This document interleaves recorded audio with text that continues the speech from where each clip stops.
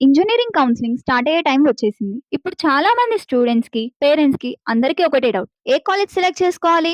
గూగుల్‌లో సెర్చ్ చేస్తారు. యూట్యూబ్‌లో వీడియోస్ చూస్తారు. ఫ్రెండ్స్‌ని అడుగుతారు. కానీ ఒక్క రాంగ్ డెసిషన్ వల్ల 4 ఇయర్స్ ఇంజినీరింగ్ లైఫ్ మీద ఇంపాక్ట్ పడొచ్చు. కాబట్టి ఈరోజు ఇంజినీరింగ్ కాలేజ్ సెలెక్ట్ చేసుకునే ముందు తప్పకుండా చెక్ చేసుకోవాల్సిన 5 ఇంపార్టెంట్ ఫ్యాక్టర్స్ గురించి మాట్లాడుకుందాం. సో, ఇందులో నెంబర్ 1 వచ్చేసి అక్రెడిటేషన్స్. ముందు కాలేజ్‌కి ఉన్న అప్రూవల్ అండ్ అక్రిడేషన్స్ గురించి తెలుసుకోవాలి. ఇది చాలా ఇంపార్టెంట్ పాయింట్.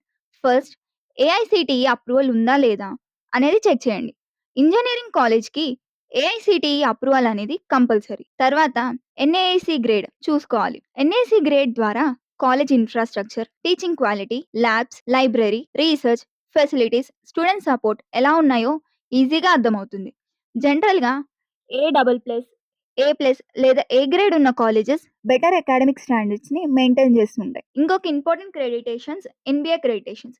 చాలా మంది ఇక్కడ మిస్టేక్ చేస్తుంటారు. ఎన్‌బీఏ అనేది కాలేజ్ మొత్తానికి కాదు. మీరు జాయిన్ అయ్యే పర్టిక్యులర్ బ్రాంచ్‌కి ఇస్తారు. ఎగ్జాంపుల్‌కి సీఎస్‌సికి ఎన్‌బీఏ ఉండొచ్చు. కానీ ఈసీఈకి లేకపోవచ్చు. కాబట్టి అడ్మిషన్ కన్ఫర్మ్ చేసే ముందు మీ బ్రాంచ్‌కి ఎన్‌బీఏ అక్రిడేషన్స్ ఉందా లేదా తప్పకుండా వెరిఫై చేసుకోవాలి. సెకండ్ వచ్చేసి ప్లేస్‌మెంట్. ఇప్పుడు ప్లేస్‌మెంట్స్ గురించి మాట్లాడుకుందాం.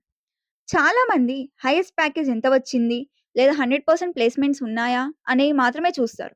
కానీ నిజంగా ఇంపార్టెంట్ ఏంటంటే కాలేజ్ ఫస్ట్ ఇయర్ నుంచి స్టూడెంట్స్‌ని ఎలా ప్రిపేర్ చేస్తుంది? కోడింగ్ ట్రైనింగ్ ఇస్తున్నారా? ఆప్టిట్యూడ్ క్లాసెస్ కండక్ట్ చేస్తున్నారా? కమ్యూనికేషన్ స్కిల్స్ ఇంప్రూవ్ చేస్తున్నారా? మాక్ ఇంటర్వ్యూస్ అరేంజ్ చేస్తున్నారా? ఇంటర్న్‌షిప్ ఆపర్చునిటీస్ ప్రొవైడ్ చేస్తున్నారా? ఇండస్ట్రీ సర్టిఫికేషన్స్‌కి ఎంకరేజ్ చేస్తున్నారా?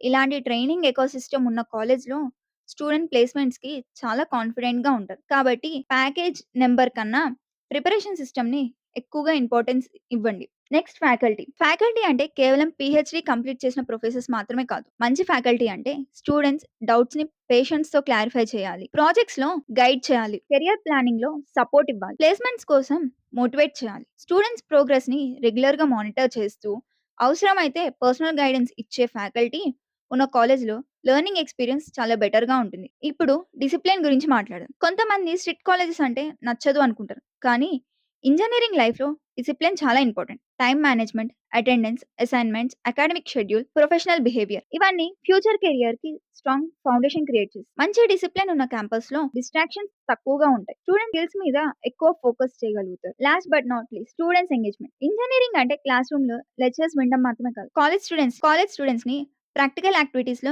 ఎంత ఇన్వాల్వ్ చేస్తుందో చూడాలి. Coding club, hackathons, technical workshops, project competitions, innovation labs, robotic club, startup events, industrial visits లాంటి యాక్టివిటీస్‌లో పార్టిసిపేట్ చేస్తే ప్రాక్టికల్ నాలెడ్జ్‌తో పాటు team work, communication, leadership, problem solving skills కూడా ఇంప్రూవ్ అవుతుంది. ఇవి ప్లేస్‌మెంట్స్ టైమ్‌లో చాలా యూజ్‌ఫుల్‌గా ఉంటాయి. సో, ఇంజినీరింగ్ కాలేజ్ సెలెక్ట్ చేసుకునేటప్పుడు కేవలం ఫీజ్, బిల్డింగ్ లేదా హైయెస్ట్ ప్యాకేజ్ మాత్రమే చూసి డెసిషన్ తీసుకోకండి. ఈ 5 ఫ్యాక్టర్స్‌ని కూడా తప్పకుండా కంపేర్ చేయండి. AICTE approval, NAAC grade, NBA accreditations, placement training, faculty support, discipline మరియు స్టూడెంట్ ఎంగేజ్‌మెంట్. ఈ పాయింట్స్‌ని ఫాలో అయితే మీరు బెటర్ ఇంజినీరింగ్ కాలేజ్‌ని సెలెక్ట్ చేసుకోగలుగుతారు. So, that's it all for the video. Thank you.